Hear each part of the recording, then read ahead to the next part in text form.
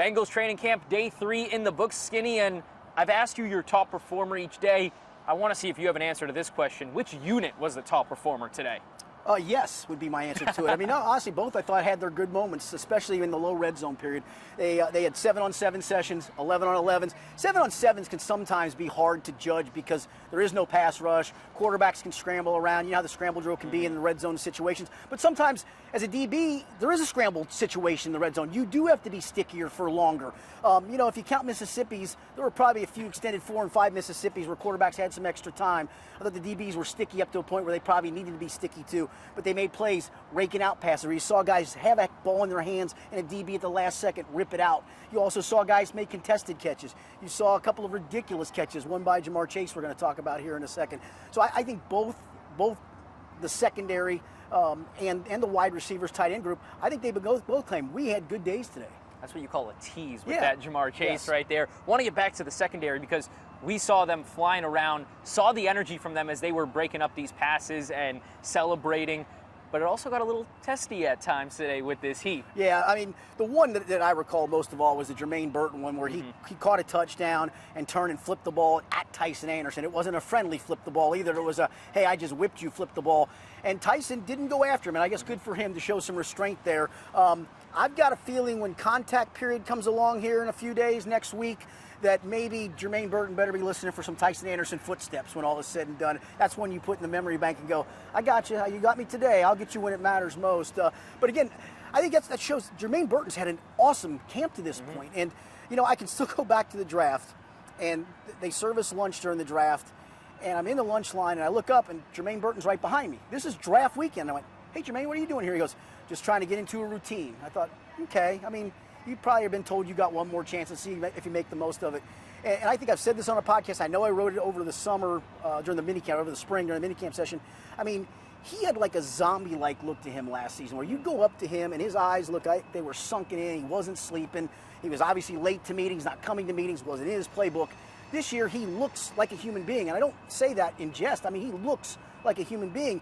And at media day, we asked Dan Pitcher, you know, what have you seen from Germaine, you know, the maturation? He said, well, he's on time and he's where he needs to be. And we all as a group chuckled. And he chuckled because he thought we were chuckling about, hey, he's on time and where he's supposed to be. Because he goes, no, I mean, actually on the field, like he's lining up in the right spot. He's on time in his break. He's where he's supposed to be in his route tree. Talked to Troy Walters, the wide receivers coach, yesterday. I said, how much have you seen it change him? He goes, last year at this time I was yelling at him, move 2 yards to your right. You're not lined up right. You got to come out of your break faster. He goes, I rarely say that. Maybe we see it in film on a nuanced scale, he said, but I don't say that to him anymore. And I think that sounds simple, right? Like get lined up.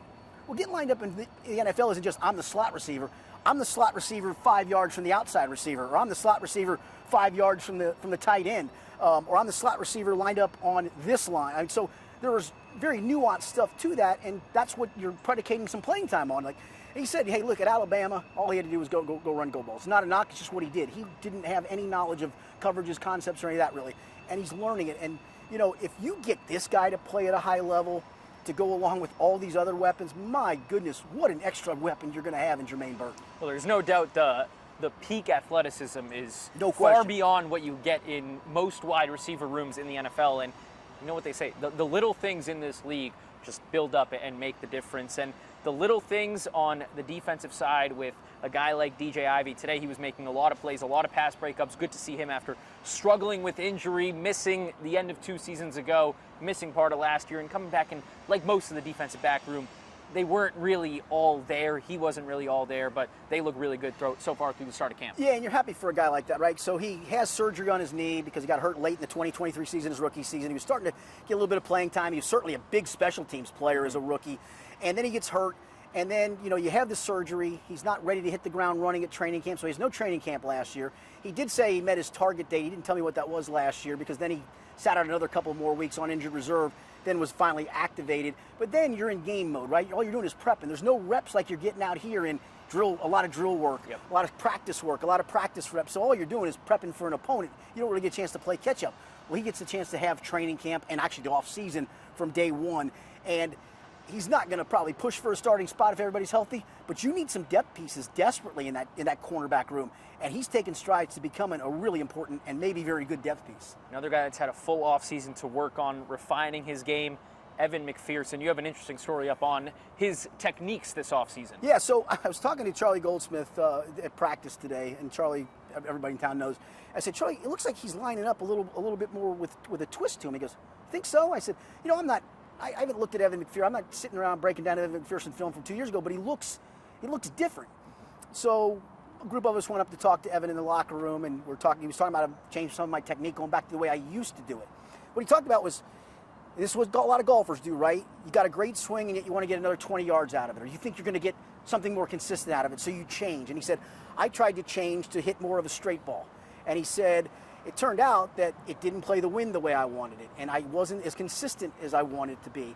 And so I decided I'm going back to the way I used to do it. And what he was talking about, you see, he would be lined, if the holder's right there, he'd be lined up like this. Now he's back to kind of lining up like this. And he said he's literally playing every hit as a draw. And depending on the wind, if the wind's coming from the left, do I draw it out a little bit more so it holds up against the wind? If the wind's coming from the right, do I draw it way out? But he said, now I just know I'm playing a draw, and it's a matter of where's my aiming point. And he goes, I hit it cleaner, I just feel better. And again, psyche's a lot of things in sports, right? The change for him is go back to the way he used to do it. And the way he used to do it was really good. Hey, listen, I know everybody points to last year, and Evan McPherson was awful. He wasn't awful. He missed 6 field goals, 4 of them from 50 yards. And one of the 6 misses under 50 yards was the one where they had the goofy botch snap in the Baltimore game. I don't hold that one against him. So he misses 5 field goals, 4 from 50. Listen, he's been a machine from 50 yards. He's 24 for 35 in his career. But again, he didn't have an Evan McPherson season, and he decided I got to do something about it. And for him to change back, I think it's pretty fascinating. So far, I believe I have the number. He's either kicked 11 or 12 field goals in two of the camp practices. He didn't kick one of the days. I think he's 12 for 12, and he hit a 52-yarder at the end today with a big point. Apparently, they're doing a scoring system, a big point on the line, because everybody was cheering either for him or against him. And he ends up making the 52-yarder. Well, if Money Mac can get back to that Money Mac from the Super Bowl run, Bengals fans are going to be very happy with that. All right, that'll do it for day 3 of Bengals Training Camp. They get the day off tomorrow, and then things get serious next week, Skinny. Yes, indeedy. We have Sunday, which will probably be a light practice, and then Monday the pads come on, and that's when the physicality ramps up.